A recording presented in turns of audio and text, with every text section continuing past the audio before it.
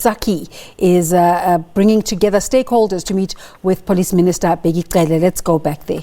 The Department of International Relations late last week was that they are supporting the South African businesses, assisting them to secure their assets. We've received tremendous cooperation from the police and the security forces in Nigeria during the course of last week. And we have no doubt that we will continue to do business there. But I think it must be understood that there is a tremendous concern in the Nigerian society about Nigerians who are living and working in South Africa who are not safe, who don't feel safe, and who've been subject to these attacks in the last few weeks. And so some of the more let's say provocative comments that you might see on social media are really coming from that deep-seated concern for the safety of their own citizens living here in the Republic. We'll take a question that way. Hi, I'm Saris from CGT in Africa. Can you just tell us, in terms of your operations in different African countries, more especially with MTN, how has it been affected, and what measures have you put in place to make sure that they continue operating? Thank you for the question. As I said earlier, MTN, we operate in 17 markets. The concern in the last week or so has been in Nigeria, where there have been some retaliatory attacks against some of the MTN offices. So we took a decision to close our retail outlets last week after 4 outlets were damaged in vandalism attacks. And we also closed the head office, but we intend to open it again early this week. It is also a great tragedy in that market that the stores that were damaged are actually franchise stores owned by Nigerian business people. So it becomes all the more important that we restore law and order and safety of people and security of property across all these markets so we can get back to the business that needs to be done. We've got a question over there. Thank you. Good morning. I'm Criselda Lewis from SABC Television News. My question is linked to that of my colleague Cyrus. I'd also like to hear from the other executives what was the extent of the retaliatory attacks on your businesses on the African continent. And secondly, are you satisfied with the meeting you've had with General Bheki Cele this morning? Because I'm sure, in the backdrop of the discussions that you had this morning, just last night, the Joburg CBD there was looting happening everywhere. So as you sit and have this meeting in air-conditioned offices, in the Joburg CBD, the situation still remains the same. Are you satisfied? Are you happy with the discussions you've had with General Bheki Cele this morning? Does it give you any solace that you'd be able to return to business very soon? We were extremely satisfied, and the minister put in place mechanisms that will actually help to resolve the problem. So what we have actually committed ourselves was to actually work with the minister's office and the police to actually even find a much better solution than we have now. Yeah, thank you. The retaliatory attacks that have happened in Nigeria happened for around 2 shops or so of vandalism. However, the Nigerian government and the security divisions specifically acted very swiftly and restored law and order. Like MTN, we closed our offices for the most part of last week. We only reopened on Friday. It has been calm since Friday. I still have to check as to how things have gone this week. However, I think I also want to commend the Nigerian government for acting to calm the situation. In terms of our engagement with the minister, the engagement was very good. The minister took us through what they've done over the last week to quell the situation down. We are very positive with the work that they are doing, and we sincerely hope that we are at the end of the violence, and we'll see things returning back to normality. Ladies and gentlemen, we'll be taking 2 more questions in the interest of time. Okay, there's a question over there. Hi, my name is Ray Mahlaka, and I'm from Daily Maverick. I'll ask the same question that my previous media colleague from the SABC asked about the specifics of the resolutions that were taken this morning that have appeased you. We're looking for the specifics because we're not privy of your discussions with the minister. So exactly what has made you happy and has appeased you so far? My second question is just towards MTN and MultiChoice. Critics will say that you're coming out now because your business operations have been affected by the wave of attacks last week, and that has sort of propelled you to spring up into action and come out, speaking quite strongly against the attacks. So your intentions have come, into question about why exactly coming out. Is this these are not my words, by the way. Is this a ploy to protect your own business interests? That's why you're coming out so strongly. Perhaps can you just respond to that? Thanks. Colleagues, can I please ask that we keep the questions short, and if each person could ask 1 question? Yeah, maybe if I can kick off. Thanks, Ray, for the question. We certainly responded early last week with statements condemning the xenophobic violence. And I think it's very important to say that we need our people to be safe. We need our country to be safe so the business of business can be done. And we worry for the citizens here, we worry for our people deployed across the markets. As we said in the meeting, we're also not just business people, we're parents and husbands for the safety of I think some self-absorbed business interest. We are very concerned with the situation, and we are concerned South Africans and concerned Africans first and foremost.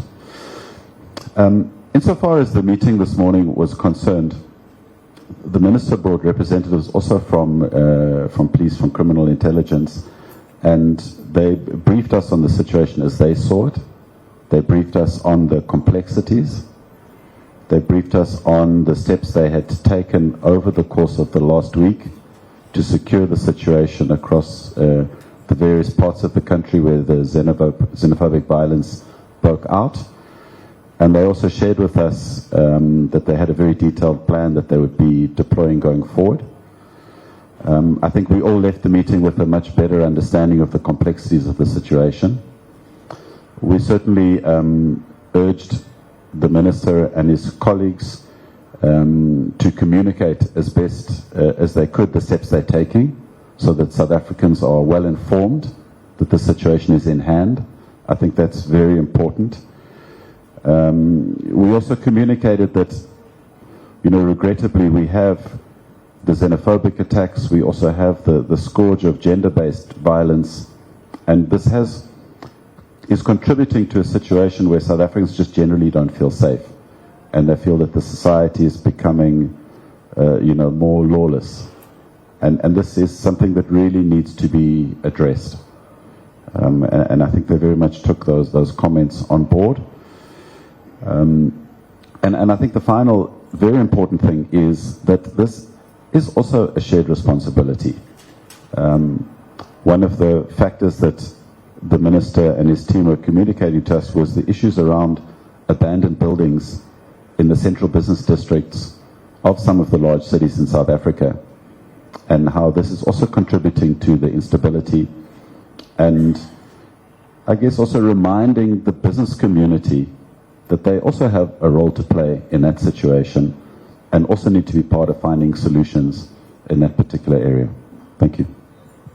Yeah, just to add on what Rob has already said, we also went out as early as last week to condemn the violence. We've started flighting some material on our platform condemning the violence across the whole continent and encouraging Africans to unite and forge unity across the whole continent. And as business, I think we are not detached from the communities that we live in. Any form of violence should be condemned by all of us. It doesn't help. It could affect me tomorrow, in as much as it has not touched me as yet. So that's why, as business people, we will continue to preach for peace and unity across the whole continent. And in that way, we can continue to build a stronger Africa that we can all benefit from. I would not like to add on the Minister's engagement, because I think Rob has covered it enough. Thank you. If I may, And we'll take, no, if I may, Deputy President. Well, one of the other takeouts from the meeting with the Minister is the fact that us who have continuous engagement on just the specific Ministry of Police, because other matters do affect other ministries. And we now need to work together as a business organization to bring together all our members to assist either in areas that are specific to a particular industry or a particular problem that you might be facing, whether it's SMEs, whether it's a particular industry. So the most important thing that we've taken out of this is that we need to continuously be engaging with the ministry and other ministries that are relevant to the economy of South Africa, so that we don't respond just when there's fires in the streets, but continuously try and normalize the economic situation in the country to make sure that we don't create a fertile ground for people to be mobilized into these forms of attacks and looting. Thanks. thank you. We have one last question for our business leaders. Good morning. Please hand the lady Hi, over there, my Mike. name is Pedro Mashakwana. I'm with Eyewitness News. I have two questions. The first one to MCN and Multichoice. If at all you are able to count the amount of costs that have been incurred in the disruptions over the different markets where you operate so far, what are those costs? What are those losses that have been recorded? My last question is around what you just said now around the long-term solutions that involve other ministries and other policy imperatives. What are these issues that you want to see addressed beyond law enforcement, which is a short-term measure? Thank you.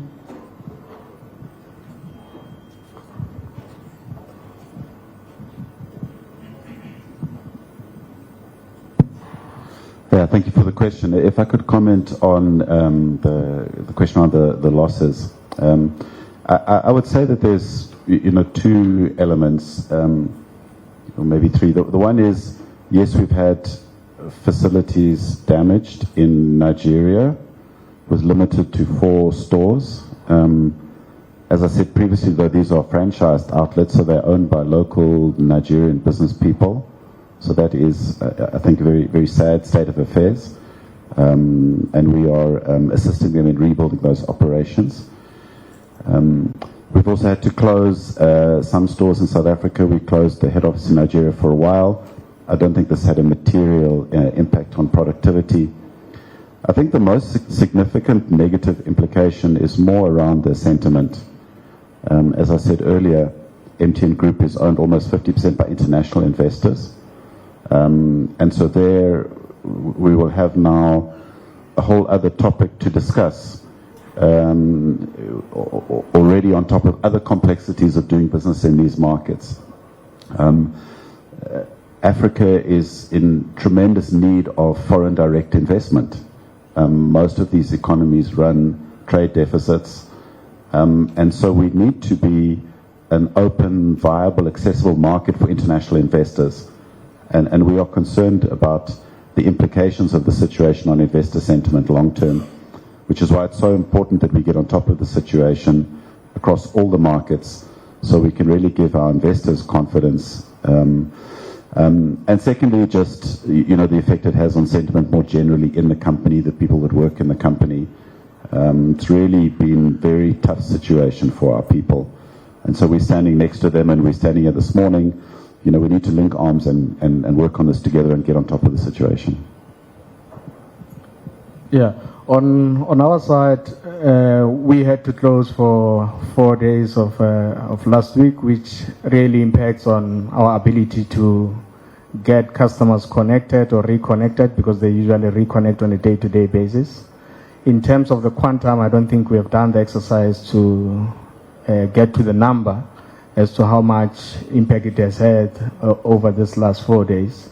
And I think it has got a knock-on effect in terms of how they look at our brands and how the sentiments are going to be going forward in terms of attracting customers to our platform. And hence, we are trying everything in our power to ensure that we communicate as strongly as possible our condemnation of the violence and our call for calm and our call for everyone in Africa to work together towards resolving the problems that we have on the continent.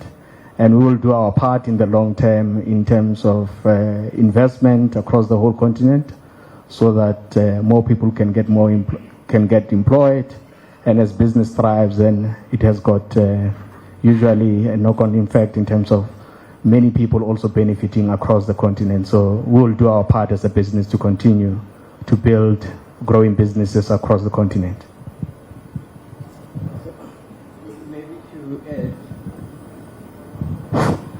Maybe to add, I think we had agreed to partner with government on dealing with the issues and the cause or the root cause of what seems to be xenophobic attacks. One was on unemployment, two was on gender and children. So if we were to come up with better plans of how to effectively create employment within the South African communities and as a country, we'd actually be dealing much more with growth within Africa and stop the scourge of the attacks. Thank you very much to our executives from Multichoice, Vodacom and MTN for joining us. We'll move on to the second part now, where we will ask the Minister of Police, General Begigele, together with the Commissioner for Gauteng, General Mawela, as well as the Head of Crime Intelligence, to join Advocate Mtoto on the stage. Thank you.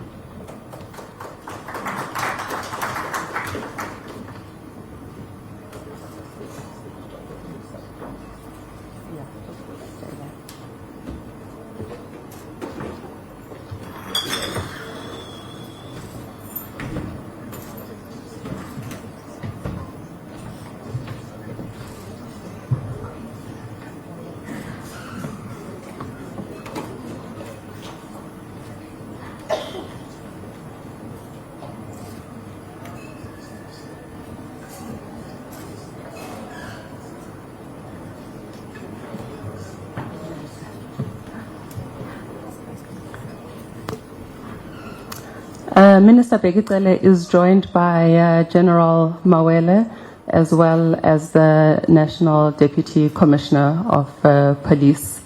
I just want to recap from our meeting this morning, which was a closed session between the Minister and his delegation, as well as the business leaders of South African businesses, as well as some trade organizations that work with African countries, and we also had representation from other countries joining us in the meeting. The Minister touched on some very important issues. I think largely the big topic for the day was the violence that has erupted in Gauteng, particularly in the city of Tshwane and city of Joburg in the last 2 weeks. Coupled with that is also looting that hasn't only affected businesses in the cities, but also the trucking industry.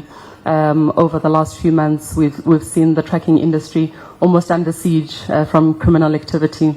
The Minister touched on the issue of abandoned buildings in the inner cities, which have become hubs of criminal activities, and how big business needs to play a role in helping government with the solution for ensuring that when buildings are left, they're not abandoned for criminals to take over.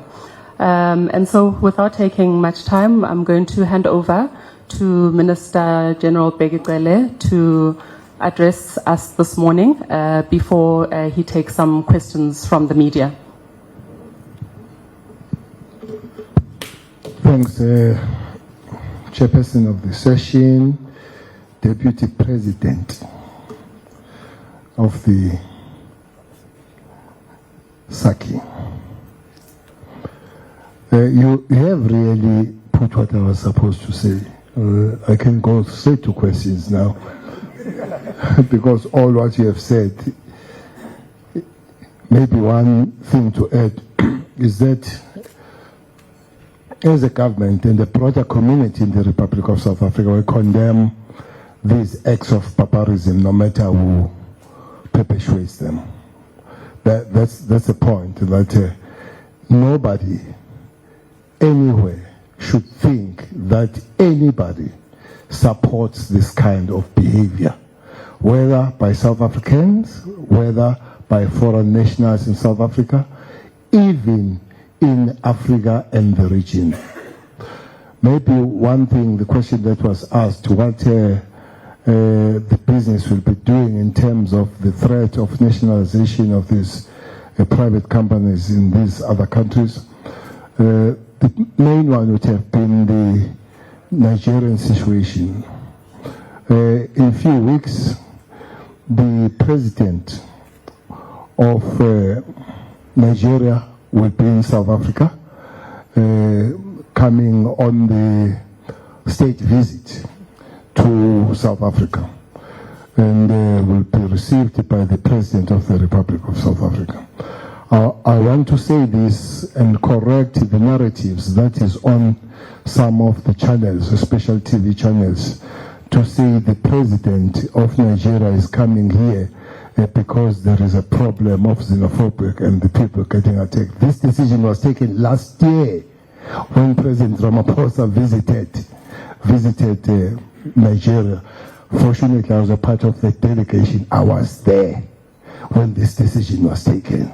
So that is coming here because of the problems. That is the wrong narrative. Whoever pushes that must stop it. He was going to come here anyway. Secondly, the President of Nigeria has sent a delegation to our President, and this morning, and since yesterday, I was speaking to the Minister of International Affairs. Also, they are working on the delegation to go and see the government. So there are things that are done trying to quell and work on the situation, not just sitting back and looking at the situation bending forward. There are really efforts, even at a diplomatic level. This morning, the Minister of International Affairs again is having meeting with some African ambassadors and high commissioners, which will be the third one. Is the first one since she came. Minister Sisulu had two of those meetings. One general here who works on these matters is with the minister as we speak. The fourth one on the specifically Nigeria. The minister is working on the invitation of the parliamentarians from Nigeria to come and visit the parliamentarians here and the NCOP to discuss these matters that are seen as a discord in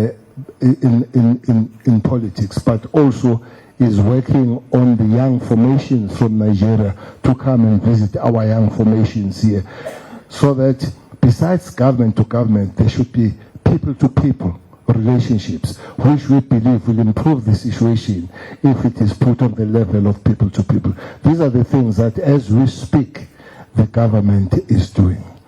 Maybe the main one, there is an accusation that maybe the government is denying that there is xenophobia.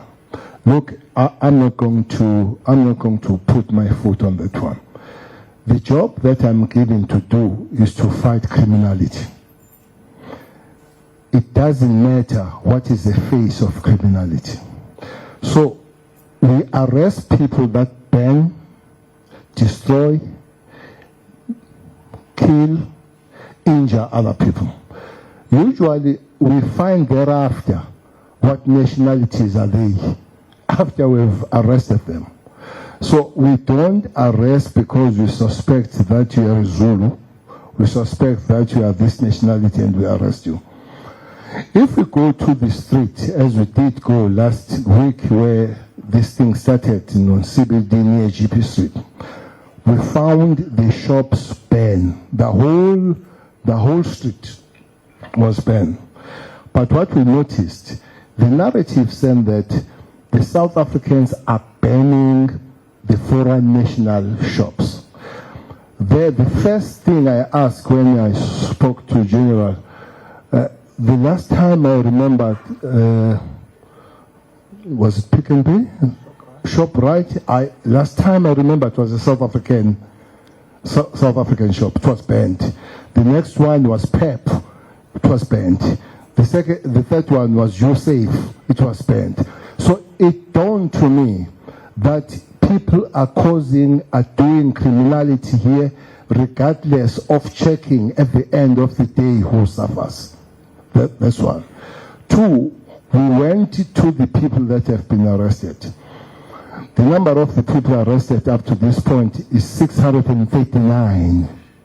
639 since this thing started going forward. We hope we'll be sending them through the systems, sending them through the prosecution until they reach the final end of the whole chain of criminal justice system.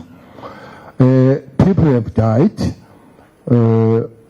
Last week when the president gave the figure of 10, those people who died, 8 of them were South Africans and 2 were foreign nationals. So people suffer here. They suffer beyond their nationalities. So from our side as a law enforcement agency is one thing that we are looking at and concentrating at.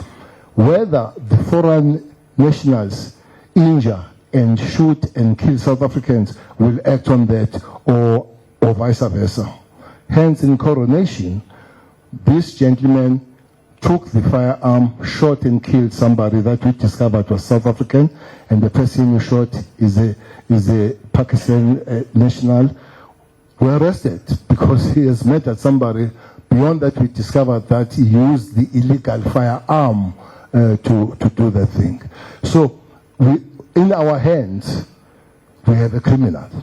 It doesn't matter where it comes, what your documents are saying, we have a criminal in our hands. So we would love to be allowed, with a full understanding from the South African police understanding that we do have an anti-foreign national sentiment. But our concentration here is whoever is creating, is whoever is committing criminality. So we really want to be assistant, to be supported, to say, deal more with criminality. Maybe other people will deal more with the question of xenophobia going forward. The last one, there are quite several areas that we're trying to look at. The chairperson of the session raised the issue of tracking problems, more concentrated in KZN and by the way in Mpumalanga of late, of which we're trying to deal with. We have a special committee on that one led by the Minister of Labour dealing with those matters.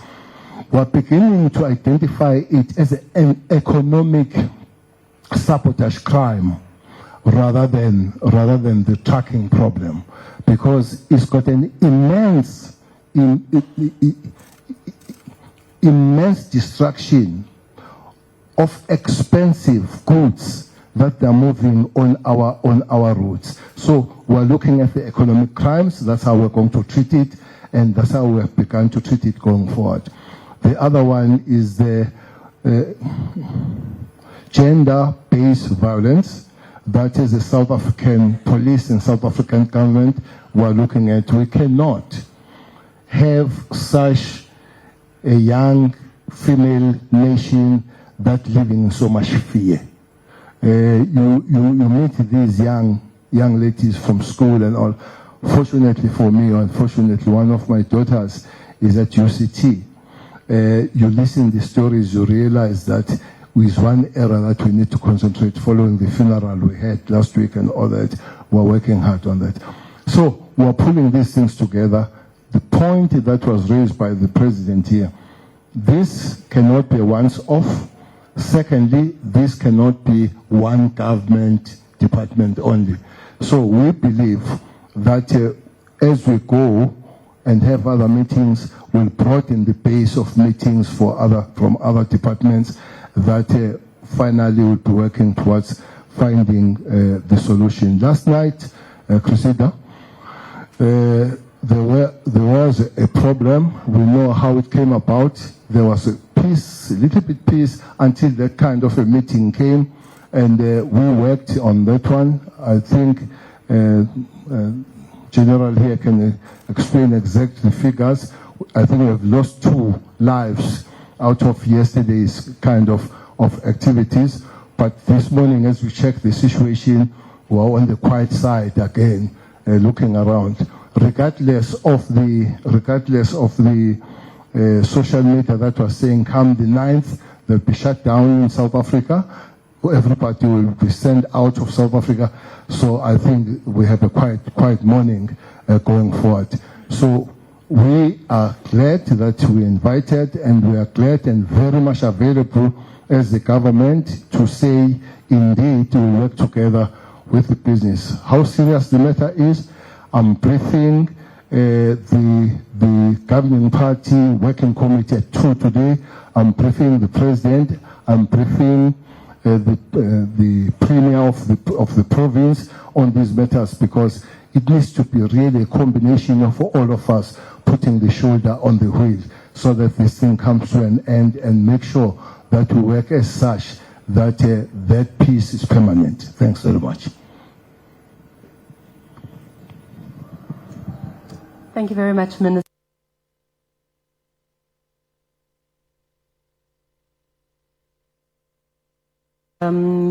Please, may I ask? Minister Bheki Cele, they're addressing different stakeholders, business, especially those South African businesses operating in other African countries that have been affected by the recent spate of attacks on foreign nationals. Let's try and go back there. That with the official figure that the president gave, and there's another 2. Could you give us an indication of what we know thus far? How many people have died? If you add those other 2, it would be 12. But I'd like to get it officially from you. And, you know, Minister, there's a bit of concern here at the moment. I agree that you need to be here today to speak to business, because this has spilled over onto other parts of the continent. You are here today, but why are you not in the Johannesburg CBD? Violence continued yesterday. There was an imbizo that was meant to take place on Sunday. I understand that to allow for facilitation.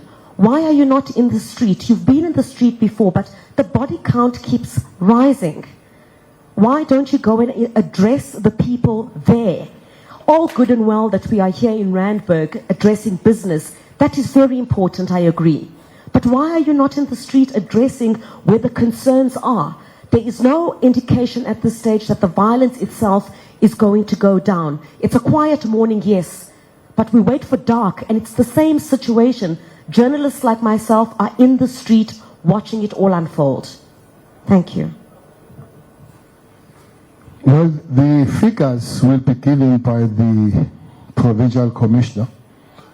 I don't know who's on the street, you or me more. Yeah, both of us, but you are not saying so. You are asking me why I'm not on the street when you know that both of us were on the street.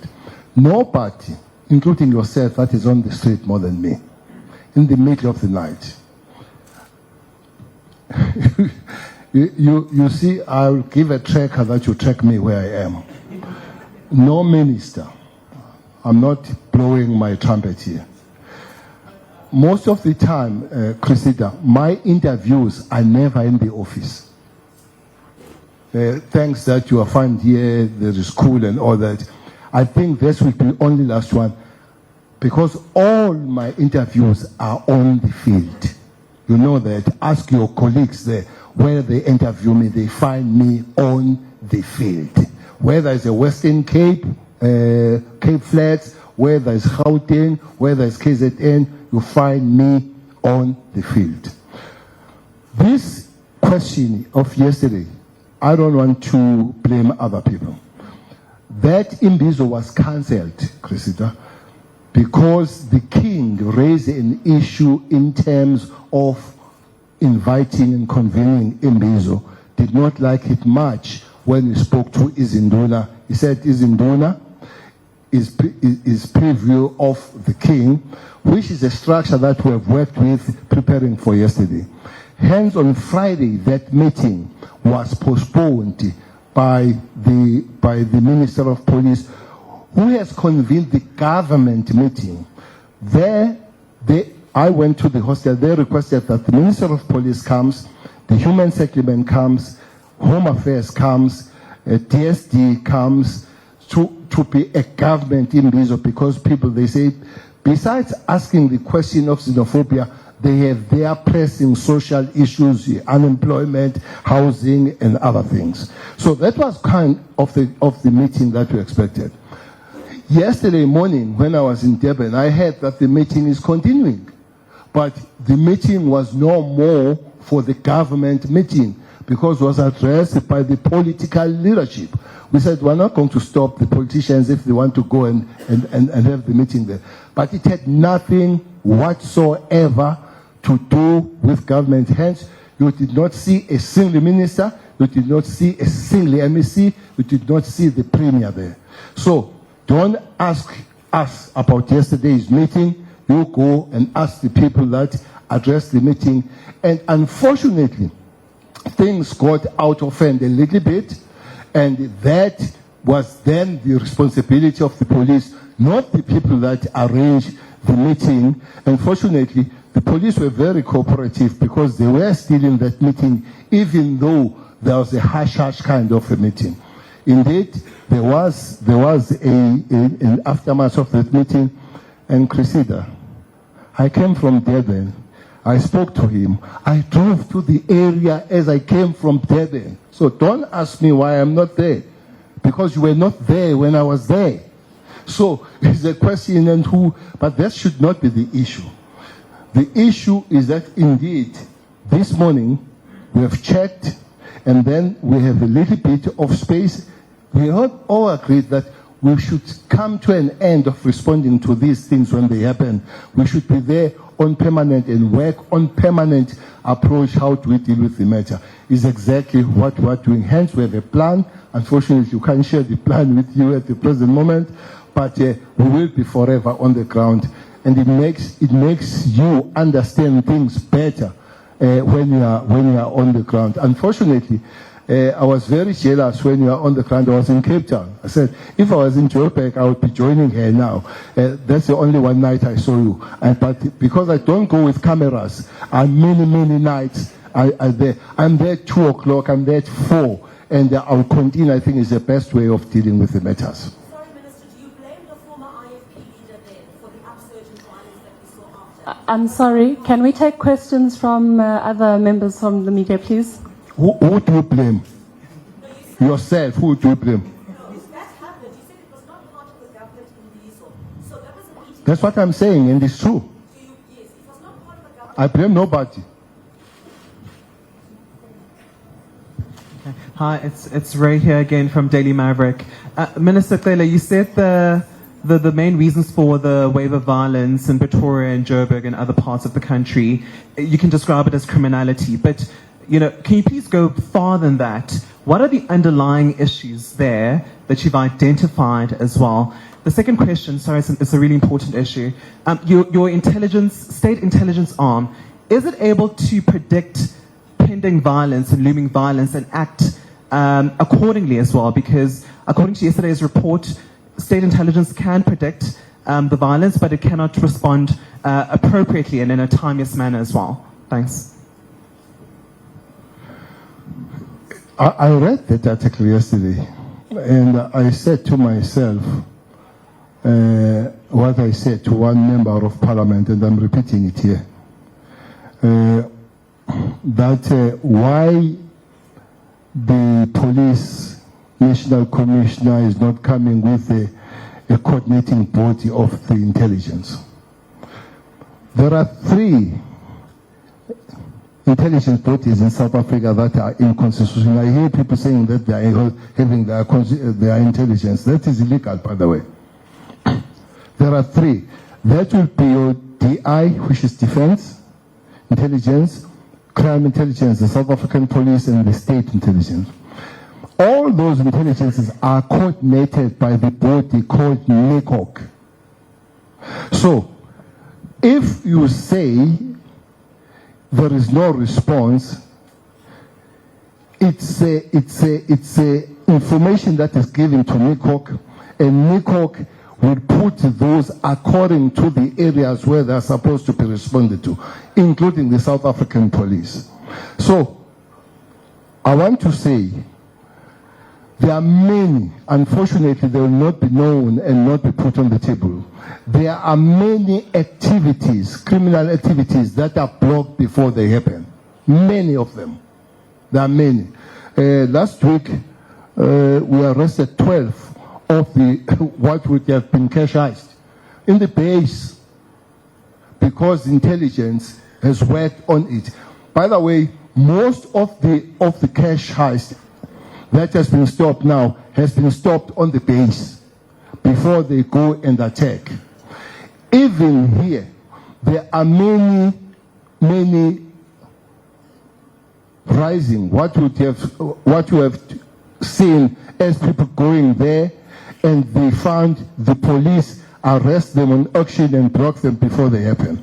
I agree. There are some areas where we would not have acted quickly. Yet the information would have been there, but there are many places. We can sit down one day and we talk many things that South African police and other agencies, they've worked on it because they've been given the intelligence. Is intelligence the best?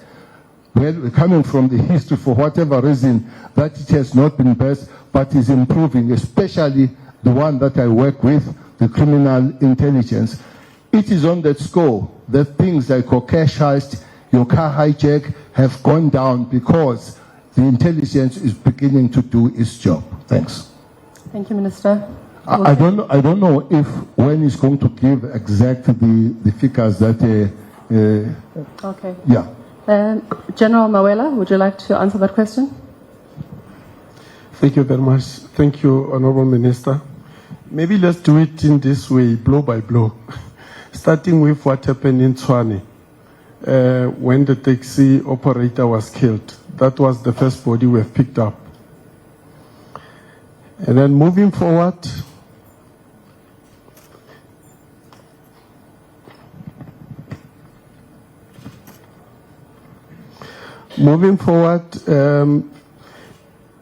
is the riots we started in Malvern. In Malvern, then you will recall that during the riots, there were people who were running around in the streets of Hillbrow. There was one male person who was struck by the rock, thrown from the top of the mountain at corner Twist and Captain Street.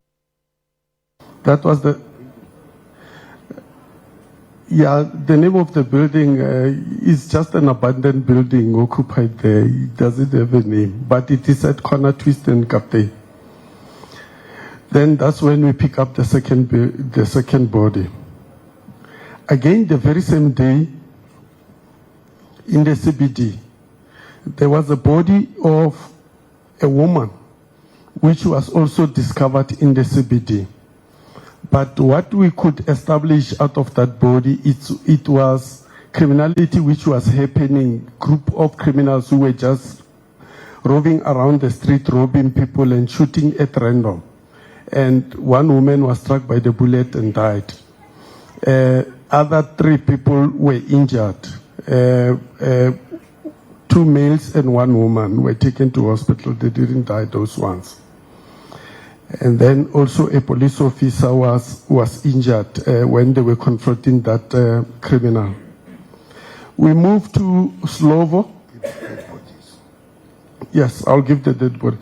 We moved to Slovo. In Slovo, at corner Pomori and Ashanti Street, It is when the group of citizens, they were approaching one informal business at number 652 Slovo Settlement, and an Ethiopian national, he fired a shot randomly whereby he injured 3 people, but one of the injured person passed on. Again, we moved to Alexander. Alexander is a known fact whereby 2 charred bodies were found. One at Jogi Furniture Store, and another one was found at the bookstore. These bodies, we suspect that it is people who were trapped in those buildings when the looters, they were bedding down the building. But at the very same night, we had incidents whereby people were killed in Alexander, but we could not link it to the incidents of violence. For example, there was an individual who came, he found the street blocked, and there was a group of women who were just walking around. He decided to fire randomly, and whereby one woman passed on and another one was taken to hospital. Again, we found a body of a Malawian citizen in Lenasia, whereby he was found inside the spaza shop. It looks like the fire was started, but we could not establish what caused the fire inside that spaza shop. In Kwatema, there was a group of people who went there to attempt to loot in one of the container owned by a foreign national. Again, the owner of the house started to shoot at random at those particular group of people. And unfortunately, that's where a South African lady called Clarity Masango was fatally wounded, but she died in hospital. Again, yesterday, we had 2 incidents. One person was stabbed with a spear, and then he passed on at the taxi rank there. And one other person was injured due to the attack, and that particular person again later on died in hospital. But there are different bodies which we have picked up. For example, in Tokoza, whereby these people were found burned, and it is alleged that it was a revenge attack. So we do count all those bodies, but investigation later on, it will give us a clear picture whether it was linked to the violence or it is just incidents just happened randomly there. So each and every body we picked up in that particular vicinity, we counted, but later on, investigation, it assists us to start to connect to the incident or just normal criminality or something that happened, a separate incident from the actual looting of the people. Thank you, General. We'll take 2 more questions and close the session. We'll take your question. Raj, we're going to come out of that briefing. Quite a complex, such a complex, as you heard from our conversation with Wayne Minar earlier, complex and multi-layered conversation about what has been happening in the country in the past 2 weeks with the lootings, gender-based violence, burning and torching of trucks and buildings, and in this particular instance, business coming to try out and come out and bring solutions to this problem. But as we said, multifaceted, and our colleague Griselda Lewis will be bringing us a story later on the channel about what transpired there this morning. That's it from the agenda for this morning.